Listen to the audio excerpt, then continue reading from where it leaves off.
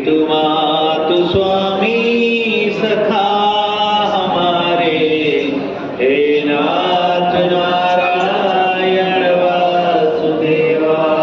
पितु मातु स्वामी सखा हमारे, हे नाथ नारायण वासुदेवा।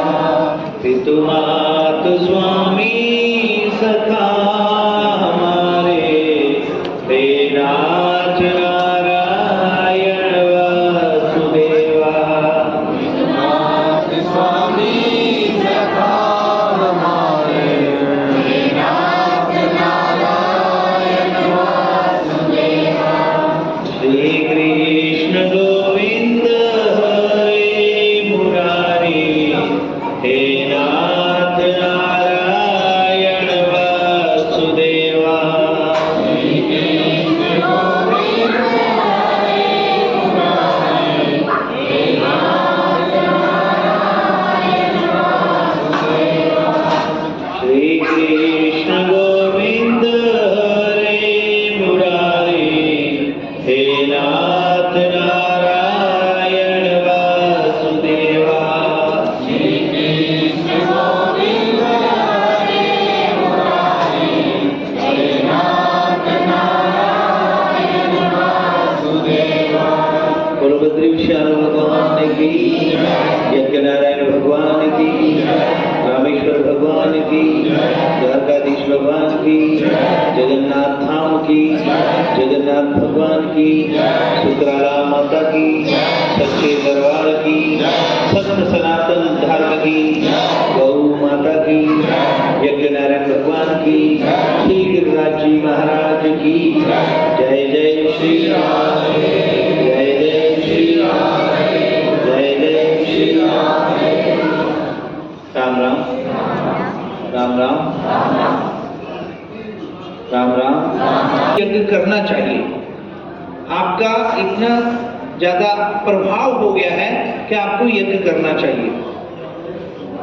तो राजस्व यज्ञ का निमंत्रण सारे राजाओं को भेजा गया। सभी राजा बड़े प्रसन्न हुए, बड़े खुश हुए, सादर आमंत्रित किए गए और सभी लोग आए बड़े प्यार से।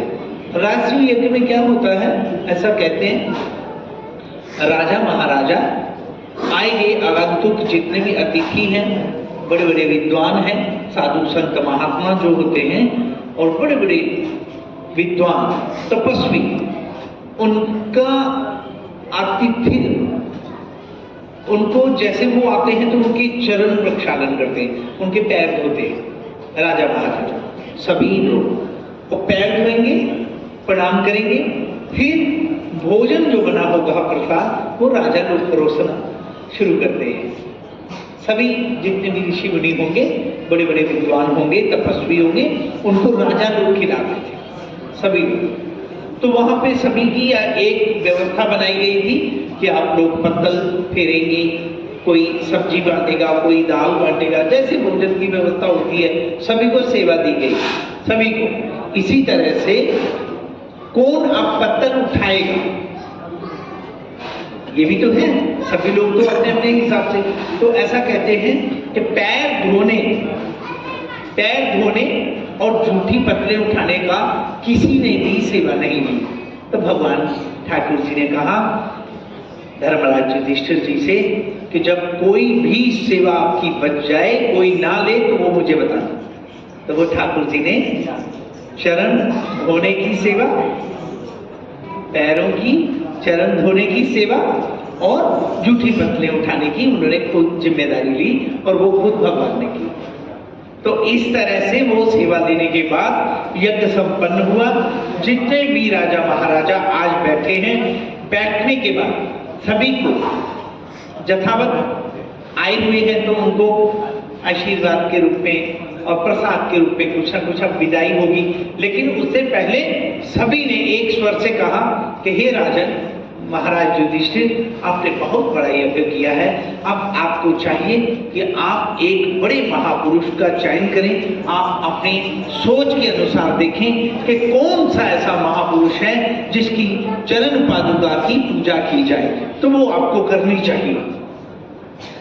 तो सारे राजा बैठे थे, तो महाराज युधिष्ठिर जी को बहुत मन में खुशी हुई, प्रसन्नता हुई कि ये वास्तव में ये बहुत अच्छा विचार है और ये सत्य कर्म है, ये मुझे करना चाहिए।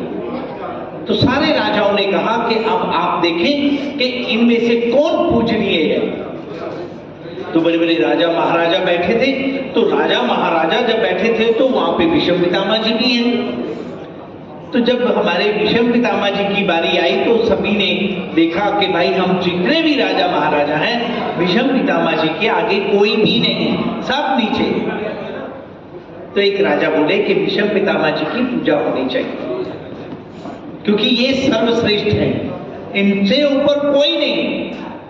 तो दूसरा राजा बोला कि क्या वेद व्यास जी महाराज जी के सामने यहाँ पे उपस्थिति है वेद व्यास जी की, और उनके सामने क्या भीष्म पितामह जी जब इस तरह का प्रश्न उठा से सेवा और पूजन का विषय है, तो क्या ये पूजन स्वीकार करेंगे भीष्म पितामह जी, इस पूजा को ग्रहण करेंगे? तो भीष्म पितामह जी ने हाथ जोड़ के कहा नहीं। जब वेद व्यास जी साक्षात यहाँ पे विराजमान है, वो भगवान का रूप है, तो मैं उनके सामने ये पूजा स्वीकार नहीं कर सकता। तो कहते जरासंध के बेटे ने कहा उठ करके कि जब भीष्म पितामह जी श्री वेद व्यास जी के सामने ये पूजा स्वीकार नहीं कर सकते हैं, तो क्या भगवान वासुदेव श्री कृष्ण के रहते श्री वेद व्यास जी महाराज क्या ये सेवा और ये पूजा स्वीकार करेंगे? तो श्री वेद व्यास जी महाराज जी ने कहा नहीं, मैं भगवान श्री कृष्ण के सामने उपस्थित जब वो वहां पर हैं तो ये पूजा मैं स्वीकार नहीं कर सकता हूं। भगवान श्री कृष्ण की ही आगे से पूजा होनी चाहिए सर्वप्रथम। तो सभी ने एक स्वर से सहमति करके कहा कि भगवान श्री कृष्ण जी का पूजन किया जाए, उनकी चरणों का प्रक्षालन किया जाए और उनकी घड़ाओं की पूजा की जाए। और कहा भी जाता है कि वंदे कृष्णम जगत गुरु, सारे जगत का, सारे संसार का अगर कोई गुरु है तो इसको व्यास पूजा कहा गया है। व्यास पूजा, व्यास जी महाराज जी ने जब ये शब्द बोले तो व्यास जी ने भी पूजा की। गुरु मंत्र में शब्दों का आपको दान दिया जाता है, नाम दान ऐसा बोलते हैं। ये हमने भी अपने गुरु से लिया, उन्होंने भी अपने गुरु से लिया। इस प्रकार से गुरु परंपरा से ये जो चली आई विद्या है, ये ना जाने कौन से महापुरुष हमारे रहे जिन्होंने साक्षात्कार किया होगा, फिर उनके गुरुओं ने भी आगे साक्षात्कार किया होगा। ऐसे शिष्य परंपरा चली आई और वही एक प्रक्रिया है कि एक दूसरे को जब गुरु दीक्षा दी जाती है तो वही मंत्र के द्वारा जब कभी नारायण भगवान प्रसन्न हुए होंगे, भक्त प्रहलाद के ऊपर उन्होंने कृपा करी, यही मंत्र जो आप लोगों को दिया जाता है। और भक्त ध्रुव जी के ऊपर कृपा करी तो नारायण प्रकट हुए, यही गुरु मंत्र है। तो उन्होंने आगे अपनी शिष्य परंपरा में ये मंत्र दीक्षित करते हुए आगे बढ़ता गया। तो ऐसे ही गुरु शिष्य परंपरा चलती आई और ये गुरु दीक्षा का कार्यक्रम आगे बढ़ता रहा। और ये वही मंत्र हैं जिनके द्वारा नारायण प्रसन्न होकर के अपने भक्त को दर्शन दिए थे। तो ये इसी तरह से दर्शन दिए। तो आज आपको भी मेरे गुरु ने मुझे दिया तो मैंने आपको ये गुरु दीक्षा दी। आपको ये विश्वास अपने मन में लेके चलना पड़ेगा कि ये वही मंत्र है जो भक्त प्रहलाद को दर्शन हुए थे, ये वही मंत्र है जो भक्त ध्रुव जी को दर्शन हुए थे, गोस्वामी तुलसीदास जी को हुए, मीराबाई को हुए। ऐसे बड़े बड़े ऋषि मुनि महापुरुष हुए जिनके जीवन में यही मंत्रों के द्वारा भगवान की प्राप्ति हुई और साक्षात्कार हुआ। तो आज आपको भी ये जो दीक्षा दी जाती है, ये जो गुरु मंत्र दिया जाता है, ये वही गुरु मंत्र है, ये वही मंत्र है। तो इसीलिए सत्संग के माध्यम से एक दूसरे के साथ गुरु और शिष्य बैठ करके चर्चा कर सकते हैं। और आपको स्पष्ट ये करना है कि आप अपने मन में ये पूरा साफ साफ जान लीजिए कि ये वही मंत्र है आपको और कुछ करने की जरूरत नहीं है, सिर्फ आप जाप करें बस, और कुछ करने की जरूरत नहीं होती है। जाप करें, जितना ज्यादा से ज्यादा हो सके मंत्र जाप करें बस। और विश्वास मानिए ये वही मंत्र है जिसके मंत्रों के द्वारा जाप करने से मंत्र प्रहलाद को दर्शन हुए, तो आपको क्यों नहीं होंगे? ये तो विश्वास करना पड़ेगा। आपकी श्रद्धा कैसी है भगवान के प्रति, आपका विश्वास कितना है, आप भगवान को कितना प्यार करते हैं, ये तो आपका है, ये तो आपका है। आपका मेरा नहीं होगा वह, मेरे गुरु ने भगवान को कितना प्यार किया वो मैं नहीं कर पा रहा। जब उनके गुरु जी ने भगवान को कितना लाड लड़ाया होगा, कितना श्रद्धा से प्यार किया होगा, कितनी साधना कितनी तपस्या की होगी, इसके विषय में कहा नहीं जा सकता, क्योंकि उस समय ऐसे होता था कि बहुत तपस्या करते थे।